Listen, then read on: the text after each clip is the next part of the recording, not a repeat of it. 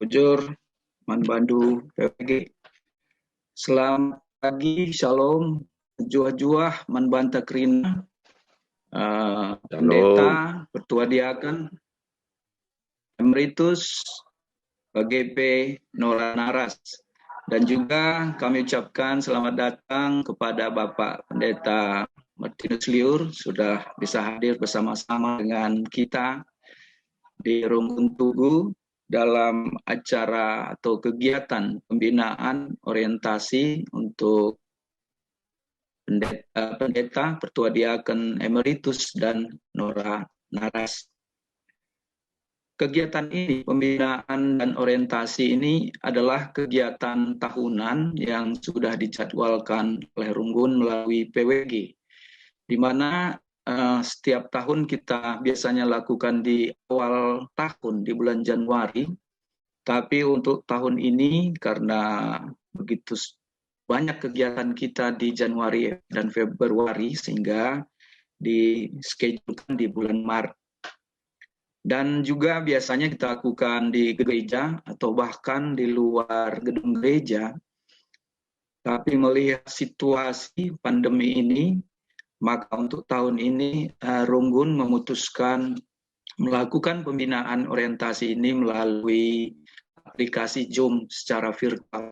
Tentu harapan kita di tahun 2022 pada saat situasi sudah memungkinkan, tentu ada kerinduan kita untuk boleh bertemu, bertatap muka bersama-sama seperti sedia kala.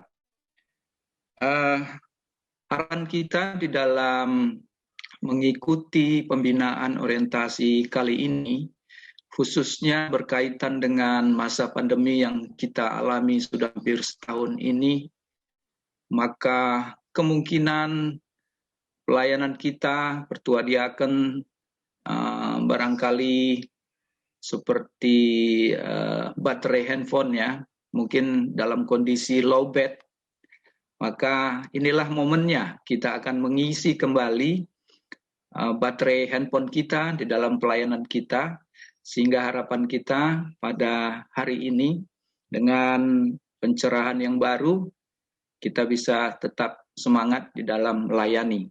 Dan kehadiran Nora Naras sebagai pendukung pelayanan kita selama ini, boleh hadir bersama-sama dengan kita, tentu sebagai pendukung utama kita di dalam pelayanan, ini adalah sangat penting. Sehingga kalau kita lihat tadi materi yang disampaikan oleh Bapak Pendeta, fungsi-fungsi keluarga ini di dalam mendukung pelayanan kita akan kita bahas nanti. Dan di dalam acara pembinaan ini juga nanti ada tanya jawab seperti disampaikan oleh moderator. Mari kita mengambil bagian untuk memberikan masukan, atau kalau ada yang kurang jelas kita tanyakan, sehingga pada hari ini kita benar-benar mendapatkan satu pencerahan yang baru di dalam pelayanan kita sesuai dengan tupoksi kita masing-masing. Jadi saya tidak akan berpanjang-panjang. Sekali lagi selamat kita mengikuti acara pembinaan dan orientasi ini. Tuhan Yesus memberkati. Bujur. Ya, Bujur Ketua Majelis. Nah, sekarang tiba kita kepada narasumber kita, yaitu Pendeta Nos M. Liur. Kami persilakan untuk memaparkan materi yang ada. Kami persilakan kepada Bapak. Baik. Menjuah-juah kita Krina. Saya sangat berterima kasih. Menjuah-juah. Sebenarnya bukan saya terlalu sibuk, tapi Bapak Ibu baru aja minta saya. Ya, bukan sibuk. Kan baru minta satu kali, bukan sudah minta berkali-kali. Kalau minta berkali-kali saya enggak ikut, berarti sibuk. Ini kan baru minta satu kali. Jadi, maaf Pak Pendeta. Ketua Runggun ya, saya bukan sibuk, tapi baru minta satu kali ini. Kalau di jemaat-jemaat lain, runggun-runggun lain, kebaruan lama, sudah belasan kali, karena lagi pelatihan karakter di Jakarta Pusat, bahkan sudah belasan, dan dengan majelis, guru KKR-nya dengan katekisasi di Kebayoran Lama dengan Nora Naras, sektor-sektor. Jadi saya mengenal GBKP ini cukup lama melalui pimpinan-pimpinan sinode, karena saya pernah ketua sinode Gereja Kristen Oikumene di Indonesia 3 periode, pernah menjadi sekum, aktif menjadi anggota PGI hampir 17 tahun.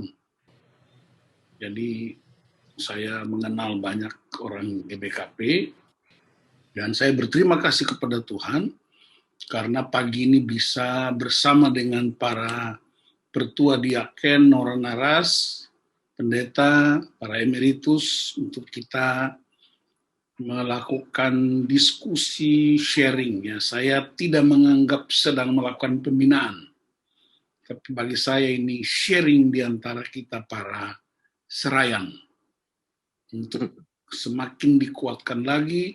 Kalau Pak Ketua Runggun bilang mungkin baterai kita udah low bat, perlu dicas kembali, tapi saya tambahkan, bisa jadi bukan hanya low bat, tapi handphonenya mesti diganti karena udah nggak bisa lagi menampung. Ya. Periodenya belum datang, Pak. Puji Tuhan. Sekarang kita akan belajar bersama berdasarkan permintaan dari PWG di Runggun Tugu Jakarta Utara. Ini juga tidak asing karena sebenarnya Tugu ini kan pemekaran dari Tanjung Priok, dan saya pernah juga beberapa kali berhotel di sana. Nah, mari kita akan pelajari bersama apa hakikat panggilan kita sebagai pertua diaken yang juga ditopang oleh Nora Naras. Saya mau mengingatkan Nora Naras bahwa sapaan Nora Naras itu diberikan karena suamimu atau karena istrimu punya jabatan di gereja. Ya. Kalau di gereja tertentu, istri pendeta, ya dipanggil aja ibu pendeta. Suami pendeta tidak dibaling bapak pendeta, tapi sebut namanya. Istri atau suami ketua diaken cukup dipanggil namanya saja. Tapi di GBKP ini keunikan yang luar biasa. Ya, istri pertua dipanggil Nora, istri diaken dipanggil Nora, suami pertua diaken dipanggil Naras, suami pendeta dipanggil Naras. Dan itu enggak ada di tempat lain. Itu sebuah kemuliaan dari panggilan pertua diaken. Itu sebabnya saya sambut dengan gembira. Kalau sharing pelayanan begini, semua harus ikut di dalam karena dampaknya itu luar biasa besar. Hari-hari ini saya sedang aktif sekali melakukan pembinaan power karakter untuk hamba-hamba Tuhan, untuk para serayan, untuk keluarga-keluarga, supaya kita bisa saling mengenal dan mengetahui potensi-potensi yang Tuhan taruh, titik-titik kritis yang Tuhan ingatkan, sehingga pelayanan kita jadi maksimal dan semakin berbuah. Nah, saya mau sharing buat kita, Bapak, Ibu-Ibu, materi yang sudah saya siapkan. Saya berharap ini menjadi berkat buat Bapak, Ibu. Amin.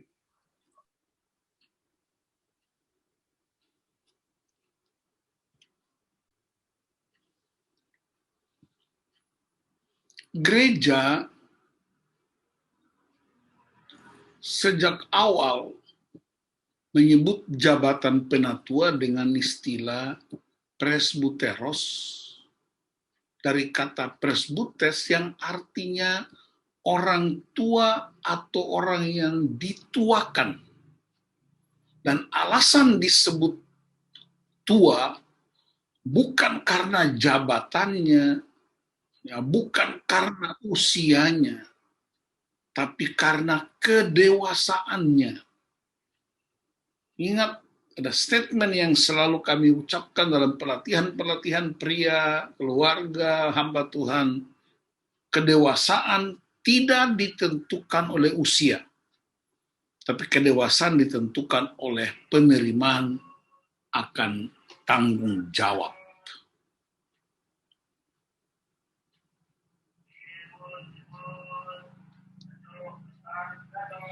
Di Efesus, jemaat di Efesus, Rasul Paulus menyebut mereka dengan istilah penilik.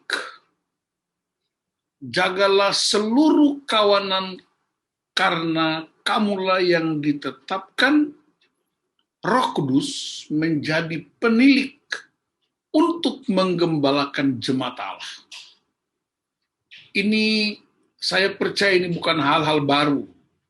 Karena pertua diaken pasti sudah menerima dari gereja, dari pendeta-pendeta, karena itu hakikat sebelum orang menjadi penatua diaken. Kata penilik dari istilah yang artinya mempedulikan, mengindahkan, atau memelihara, layaknya orang memelihara tanaman. Ya, orang yang memelihara tanaman pasti dia rawat baik, dia kasih pupuk, dia siram air yang bagus, tidak mungkin siram pakai air aki. Ya, dia rapihkan itu tanamannya sehingga tidak hanya subur tapi diharapkan berbuah. Itulah kata penilik yang dikenakan kepada jabatan penatua itu.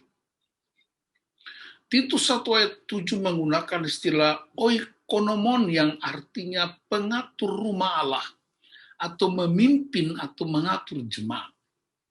Para penatua berfungsi untuk mengelola jemaat supaya jemaat itu berkembang, tertib, dan teratur. Saya anak pendeta dan saya sudah melayani Tuhan sejak umur 17 tahun dari pemuda. Jadi saya lihat dengan mata telanjang bagaimana ayah saya bersama para penatua diaken itu dulu disebut syamaset. Kalau wanita, syamaset. Itu mereka mengatur sedemikian rupa semua pelayanan yang dipercayakan. Padahal sebenarnya orang-orang yang tinggal di kampung halaman, jauh dari pusat-pusat perkotaan, mereka tidak punya fasilitas teknologi seperti kita sekarang ini. Dalam Kisah 20 29 31, penatua itu juga menjaga kemurnian ajaran gereja. Ya. Jadi sehingga ada pembagian tugas yang disebut teaching elder atau pengajar. Ya. Yaitu mereka yang dengan jerih payah berkhotbah dan mengajar. Dari jabatan penatua, pengajar inilah kemudian berkembang jabatan yang kita kenal dengan sebutan pendeta. Jadi kalau ada orang bertanya, penatua diaken tertulis di Alkitab. Kok pendeta nggak ada tulis di Alkitab? Itu yang disebut teaching elder. Pengajar-pengajar, pengkhotbah. Karena itu memang pekerjaan utama seorang pendeta, ya, seorang penatua, ialah mengajarkan firman, menjaga kemurnian ajaran gereja, ya, menjaga supaya tertib pengaturan-pengaturan yang terjadi di gereja. Dan setahu saya, ya, di GBKP itu penatua diaken itu dipilih melalui pemilihan umum. Namanya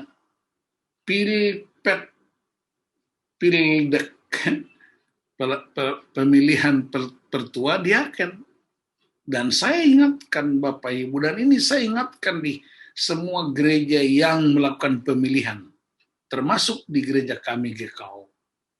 Ingat, ketika Anda terpilih, berarti ada orang lain yang tersingkirkan. Itu pasti. Dan ketika kita terpilih, kita suka ucapkan begini, puji Tuhan, saya dipilih oleh Tuhan. Ada kesan seolah-olah yang tidak terpilih atau suara kecil itu tidak dipilih Tuhan. Tapi ingat, betapa berapa banyak pertua diaken yang ngaku dipilih Tuhan, dan membuat orang lain tidak terpilih atau tersingkirkan, tapi Anda tidak bertanggung jawab atas pilihan itu dosa. Ya, tidak aktif dalam pelayanan, menganggap remeh pelayanan, tidak sungguh-sungguh dalam pelayanan. Jangan-jangan kita hanya cari jabatan pertua diaken supaya dihormati di kegiatan arisan, atau jangan-jangan kita sedang mengejar jabatan emeritus supaya kita dihormati di pintu-pintu gerbang. Saya katakan ini dengan sangat serius dan tulus ikhlas di hadapan Tuhan. Karena banyak serayan yang tidak sungguh-sungguh mengerjakan pekerjaan-pekerjaan karena jabatan itu. Saya berdoa, saya percaya Runggun Tugu adalah orang-orang yang setia dengan panggilan Tuhan dan bertanggung jawab untuk kepemilihan mereka. Khusus untuk penatua ada kualifikasinya. Nanti baca saja 1 Timotius 3 ayat 1 dan 7. Itu jelas semua kriteria-kriterianya, walaupun secara sadar kita belum menggenapinya dengan benar, tapi itu standar. Dan selalu saya katakan, jangan turunkan standar Tuhan. Bahwa kita tidak sempurna, ya. Tapi kita harus berjuang untuk memenuhinya. Dan saya percaya Tuhan juga menolong kita untuk berjuang. Karena Ibrani 4 ayat 15-16 dia berkata, Yesus Kristus imam besar yang turut merasakan kelemahan-kelemahan kita, ia telah dicobai tetapi ia tidak berbuat dosa. Jadi perjuangan kita untuk hidup benar, Tuhan juga ikut menghormatinya dan dia berikan kekuatan buat kita menjalaninya. Karena itu saya selalu serukan, jangan pernah mengaborsi firman Tuhan. Jangan turunkan standar firman Allah. Tapi mari kita dengan keterbatasan kita saling topang untuk berjuang memenuhinya. Kualifikasi penatua diaken ya, sampai ayat 7, kemudian kualifikasi diaken ayat 8-13. Jadi Alkitab itu begitu sempurna menerangkan tentang syarat-syarat, kriteria-kriteria yang harus kita penuhi. Ya, kadang-kadang terus terang saya agak sedih ya, karena ada pertua yang masih mabuk, minum alkohol sampai mabuk, ada diaken yang masih merokok, masih main judi. Itu saya ngeri itu ngurus gereja kayak begitu. Padahal kita disebut kawan sekerja Allah. Nah, masa kita bekerja sama Allah, tapi kita mencemarkan kemuliaan Allah melalui hidup kita. Yang harus kita putuskan untuk berubah. Nah, biarkan yang lama sudah berlalu, yang baru sudah datang. Itu prinsip ilahi. Kita jangan urus gereja seperti urus barang-barang dunia. Kita harus urus gereja karena itu miliknya Tuhan. Tuhan Yesus bersedia mengorbankan nyawanya untuk gerejanya. Tapi kita main-main dengan pelayanan. Ada 3 prinsip dalam hakikat panggilan penatua diaken. Yang pertama, prinsip yang pertama ialah karakter. Saya mau kasih tahu Bapak Ibu, karunia itu pemberian Tuhan. Tapi karakter itu pembentukan Tuhan.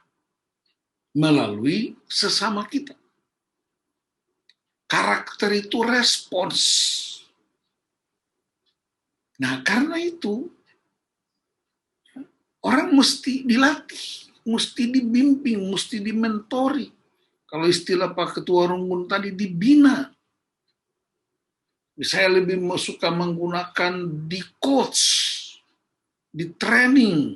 Training itu membuat orang tidak tahu jadi tahu. Coaching itu membuat orang tidak bisa jadi bisa. Pemuritan itu dituntun untuk terus bertumbuh serupa karakter Kristus. Lalu ada manajemen emosional atau konseling. Itu mesti dilakukan gereja terus-menerus. supaya kita menjadi orang Kristen dewasa dan juga tidak hanya menyaksikan Kristus, tetapi kita menjadi bukti bahwa Kristus yang kita agung-agungkan dalam pelayanan kita itu ada buktinya. Siapa buktinya? Kita buktinya. Rasul Petrus dan murid-murid waktu berkhotbah setelah Pentakosta, mereka berkata, kami adalah saksi dan bukti bahwa Kristus yang kami beritakan adalah Kristus yang hidup. Jadi kita tidak hanya jadi witness, menyaksikan, tapi kita jadi evidence, bukti bahwa Kristus itu hidup. Jadi karakter adalah sesuatu yang muncul dari dalam. Terlihat dari bagaimana ia berespons terhadap sesuatu. Ya. Kita nggak bisa atur mulut orang, Bapak Ibu Pertuan, orang naras, diaken. Kita nggak bisa atur pikiran orang, tapi kita bisa atur respons kita. Dan itu yang Yesus praktekkan. Karakter adalah integritas yang kukuh, responnya sama baik ketika ia di rumah maupun ketika ia dalam pelayanan. Kadang-kadang pelayanan kita dibungkus dengan topeng-topeng. Di rumah kita nggak beres, tapi kemudian di luar seperti malaikat-malaikat. Saya selalu katakan bahwa kadang-kadang di luar kita seperti malaikat, tapi di rumah kita seperti malapetaka. Tidak heran pelayanan kita tidak maju. Semua yang saya sampaikan ini itu juga dari pengalaman-pengalaman iman bersama dengan banyak sekali gereja, sehingga mari kita ambil keputusan. Saya percaya Runggun Tugu ini jemaat tertua GBKP yang saya tahu, Tanjung Priok ini. Tapi hamba-hambanya pasti belajar untuk berespons dengan benar. Karakter adalah reputasi yang harus dibangun setiap hari. Dia tidak diprogramkan, tapi berlangsung setiap hari. Reputasi pelayanan bukan keberhasilan melaksanakan program, tapi pertumbuhan karakter seorang pelayan adalah serupa dengan Kristus. Itulah yang kita praktekkan.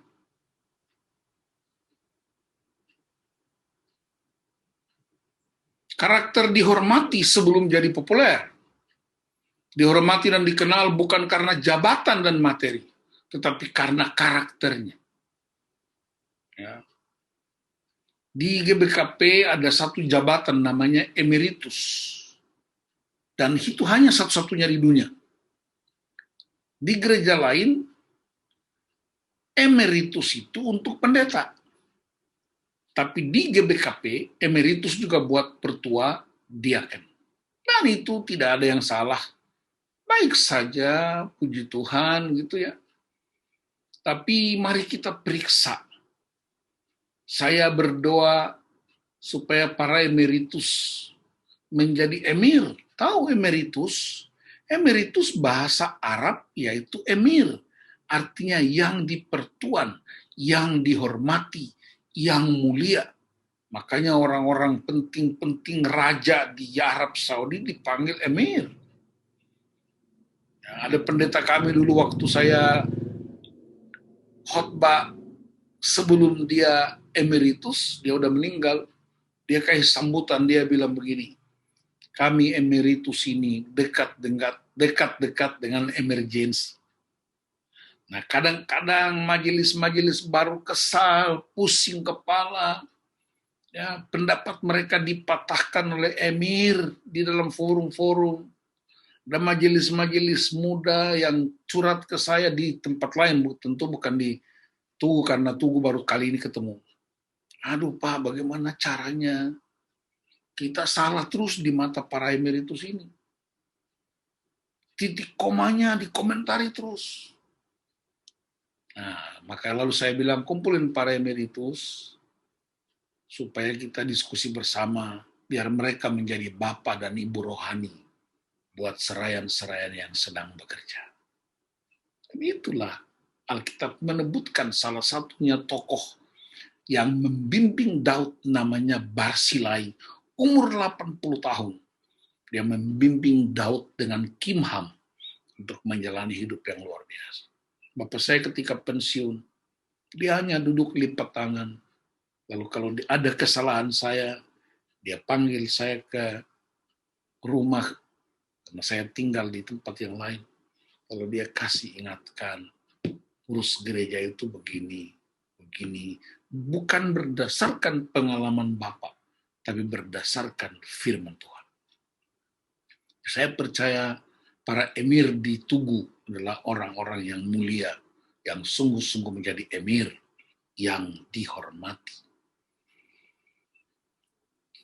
Karakter adalah pilihan yang konsisten tentang kebenaran melawan kesalahan, berapapun harganya dan apapun resikonya. Karakter mengubah dan memberikan sesuatu yang baru. Jadi kita nggak stuck, harus ada perubahan. Ya kadang-kadang saya heran banyak hamba Tuhan, ini dunia pandemi yang begitu memporak-porandakan banyak gereja, banyak orang. Kita udah berpindah dari offline ke online, masih merasa nggak ngerti teknologi. Ya, saya mau jujur, saya ngerti teknologi ini murni setelah masuk pandemi bulan Maret. Saya paksakan diri saya melawan kebiasaan lama. Saya punya karunia berkhotbah, karunia mengajar tanpa teks. Bisa, saya persiapkan diri dengan baik. Saya nggak ngerti namanya teknologi, nggak ngerti namanya media sosial, apalagi program kayak begini. Tapi ini semua saya bisa lakukan. Karena saya tahu bahwa ini kebutuhan real. Maka saya belajar dari anak saya yang dua-duanya kebetulan mereka juga tahu teknologi. Saya belajar dari jemaat yang ngerti. Saya dilatih seperti seorang anak kecil. Saya nggak gengsi. Kenapa? Itu kebutuhan. Sehingga saya tidak perlu bergantung kepada mereka. Apalagi mereka sudah bekerja dan punya kesibukan-kesibukan. Jadi semua saya kerjakan karena mau dilatih. Ada bilang, waduh saya nggak bisa pimpin kebaktian. Dilatih, ikut dilatih. Jangan gengsi. Karena mengurus pekerjaan Tuhan itu nggak boleh gengsi. Yang kedua, komitmen. Pengertian komitmen adalah sikap kesediaan diri untuk memegang teguh visi, misi, serta kemauan untuk mengerahkan seluruh usaha dalam melaksanakan tugas. Ciri-ciri orang yang berkomitmen terhadap organisasi gereja, dia terima nilai-nilai dan tujuan gereja. Nilai GBKP itu ada 5K, kita udah tahu. Visi visinya jelas, menjadi kawan sekerja Allah. Kita ini kawan sekerja Allah. Siapakah kita? Jangankan kawan sekerja Allah, kita kawan bupati aja udah bukan main senangnya. Kawan dari wali kota, apalagi kawan gubernur, apalagi kawan presiden. Kita bangga begitu luar biasa menjaga jangan sampai kita bikin malu kawan kita presiden atau gubernur wali kota. Ini kawan sekerja Allah. Dan bukan kita yang pilih, dia yang pilih kita. Siapa kita? Mempunyai keinginan dan bertindak untuk melakukan sesuatu yang baik bagi gereja. Selalu rindu melakukan yang terbaik. Mempunyai keinginan yang kuat untuk tetap bersama dengan gerejanya. Apapun keadaannya. Saya harus jujur buat Bapak Ibu, ya, saya ini pelayanan di dalam negeri, di luar negeri. Karena ada beberapa gereja yang bercanda, beberapa Pak Pendeta, Bapak kenapa tinggal di gereja Protestan itu? Nggak bosan itu dengan gaya-gayanya. Silakan Bapak pindah, silakan kami siapkan dan itu. Saya bilang, saya tidak terlatih untuk berpindah-pindah. Saya terlatih untuk menerima hikmat Tuhan, belajar untuk menolong pertumbuhan di tempat kami.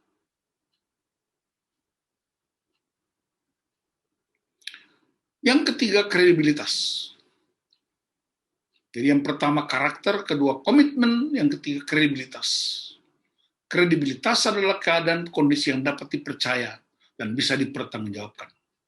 Kredibilitas Anda paling ditentukan oleh karakter, perkataan, pelayanan, dan keluarga kita.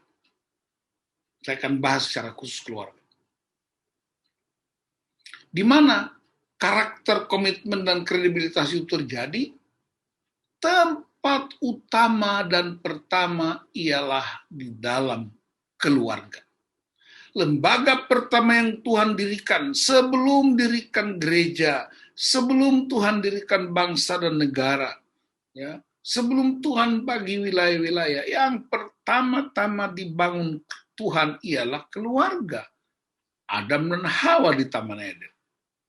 Yesus memulai pekerjaannya, hidupnya mulai dari keluarga Yusuf dan Maria. Kemudian dia mulai mujizat pertamanya di dalam keluarga. Jadi keluarga menjadi tempat utama. Istri saya sering ingatkan saya kalau saya bepergian ke luar negeri atau ke dalam, dia WA saja, dia telepon, "Pak, ingat, jangan sampai papi urus jiwa-jiwa, tapi kami di rumah sakit jiwa." Itu penting dan terus menjadi alarm di telinga saya. Jangan sampai saya hebat di mimbar, tapi sontoloyo di rumah.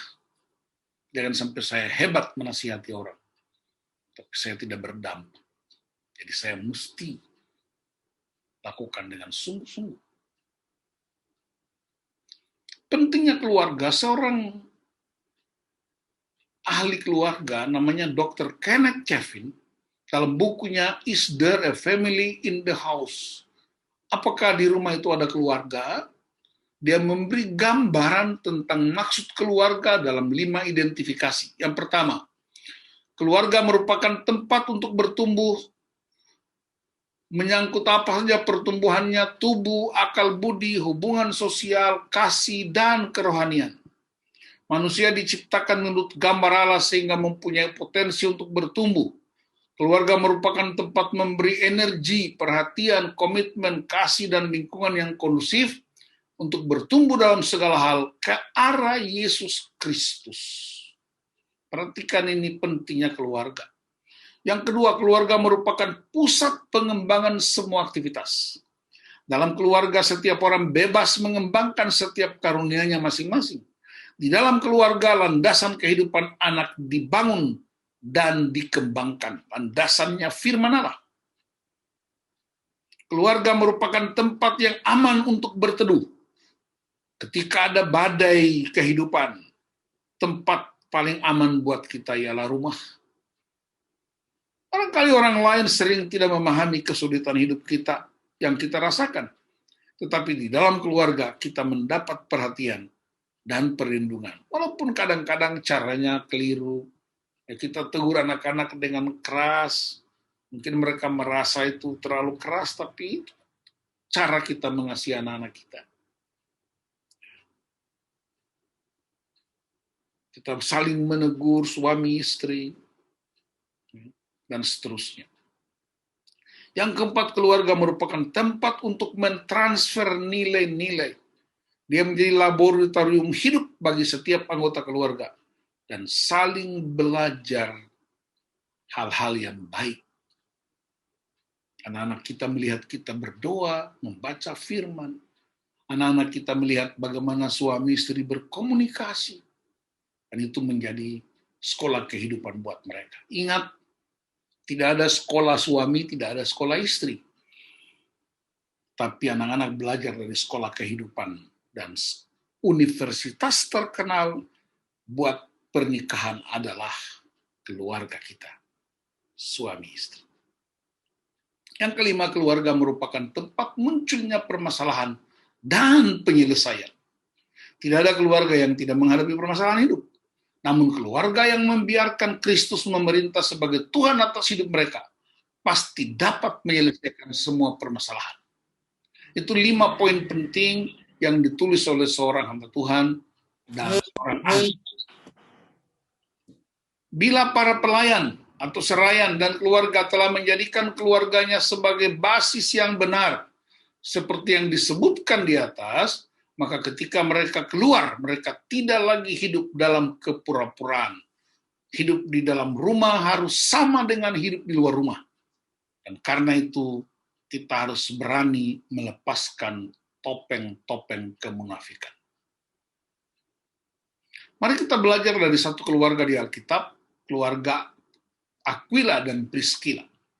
Dalam Kisah 18, Paulus singgah ke rumah mereka, ayat 3, dan karena mereka melakukan pekerjaan yang sama, ia tinggal bersama-sama dengan mereka, mereka bekerja bersama-sama karena mereka sama-sama tukang kemah.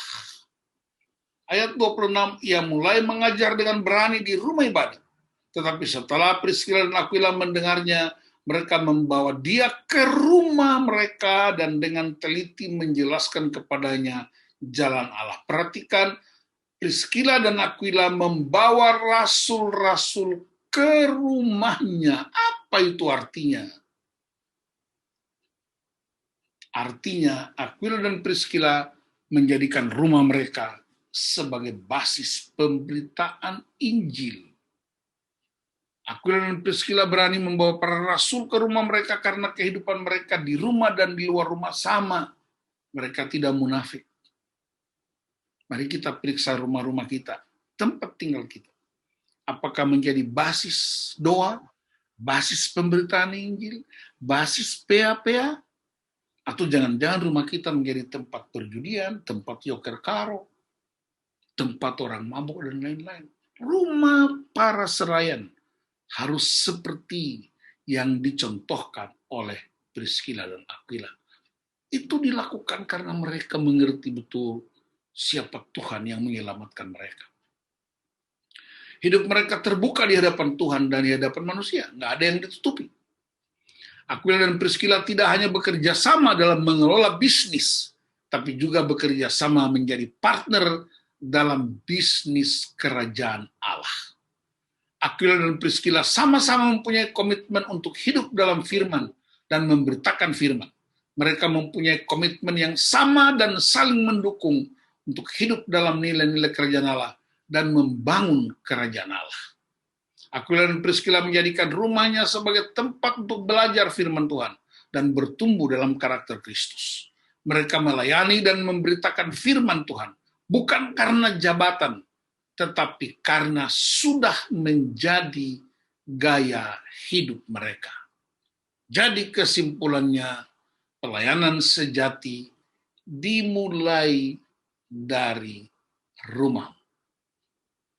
Tua diaken, pendeta, kita mesti periksa. Apakah kita mulai dari rumah kita? Ataukah kita mulai dari tempat yang lain? Saya menemukan banyak sekali kasus pelayanan. Justru gereja tempat pelarian. Karena dia nggak bisa bikin beres di rumah. Kadang-kadang di gereja tempat melampiaskan semuanya. Akhirnya di gereja banyak serayan yang aneh bin ajaib. Dan menjadi batu sandungan buat jemaat. Dan itulah sebabnya kita mesti bangkit dari kebiasaan-kebiasaan kita yang buruk. Saya berdoa supaya hari ini kita dapat insight, pencerahan. Mungkin Bapak Ibu berkata, bagaimana Pak Nora Naras? Pak Ketua Majelis mesti ada pertemuan lanjutan untuk Nora Naras. Bagaimana mungkin kita bahas Nora Naras kalau para serayannya belum duduk di posisi yang sesungguhnya? Mungkin sudah, saya tidak tahu. Tapi kalau belum, bertobatlah. Jangan takut bertobat, karena bertobat itu bukan kata kutuk. Bertobat itu artinya ada ruang kasih karunia yang Tuhan buka buat kita untuk masuk dan mengalami kasih karunia Allah. Apalagi kalau pertua diaken orang karo yang sudah lanjut usia dibilang bertobat, waduh itu sepertinya dunia mau kiamat. Jangan salah, kata bertobat artinya ruangan kasih karunia dibuka untuk kita masuk dan mengalami pemulihan. Supaya kita keluar lagi menjadi serayan-serayan yang luar biasa di hadapan Tuhan. Ingat, kita nggak urusin pekerjaan-pekerjaan biasa. Yesus mati buat gereja. Dan gereja ini bukan milik Pertua Dharma Jaya Barus. Bukan. Gereja ini bukan milik Pendeta Yulia. tarigan, bukan milik Pertua Hasan sendiri. Apalagi Ibu Maria Magdalena. Enggak, ini bukan gereja kamu. Ini gereja Tuhan. Saya ulangi, Yesus waktu dirikan gereja, dia nggak bilang, aku dirikan gereja kamu. Nggak ada. Dia bilang, aku dirikan gerejaku. Dan GBKP itu gerejanya Tuhan. Dan kita bersyukur dalam keterbatasan kita, Tuhan pilih kita untuk mengurus gerejanya. Makanya urus gereja pakai cara Tuhan, jangan pakai cara kita. Apalagi di GBKP ini, waduh banyak sekali lika-likunya. Ya, ada ipar, ada abang, ada ade, ada kali bubu, ada kali dres, kali malang, kali cisadane, semuanya campur aduk sehingga kita jaga perasaan dan kita nggak jaga firman Tuhan. Tuhan Yesus memberkati Bapak, Ibu-ibu, jadi berkat. Mari kita berdoa untuk firman sebelum kita diskusi. Bapak, terima kasih, hamba-Mu terbatas. Tapi biar apa yang hamba sampaikan menjadi insight baru, menjadi inspirasi buat kami melanjutkan percakapan kami, tapi sekaligus juga menemukan prinsip-prinsip ilahi untuk kami hidup dalam pemulihan dengan Tuhan.